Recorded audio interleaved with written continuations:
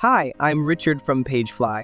Do you know that a well-aligned page isn't just about aesthetics, it's about professionalism and user experience? In this video, I will showcase various ways to align elements in PageFly. Let's start by learning how to align all elements in the container. As you see here, I have a heading, a paragraph, and a button. Now, I want to align them in center. To do that, we need to choose their container. In specific, I click on the heading. In the breadcrumb, you will see the structure. Heading, column, row, section. Since we want to align these elements, we need to select their container, which is the column in the breadcrumbs. After that, head to Styling tab, scroll down to find Typography section, and click Center icon under Text Alignment. Easy, right? Next, I will guide you how to align specific element inside container.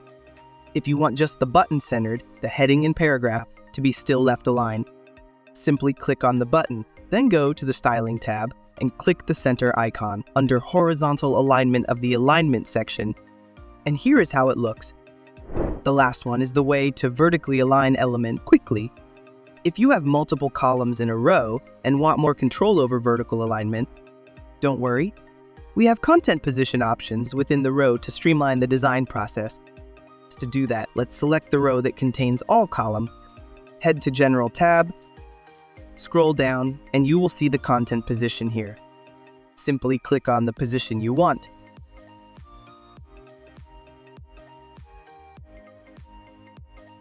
And then you have it. By mastering element alignment in PageFly, you'll take your page creation to the next level. This is the end of the video tutorial.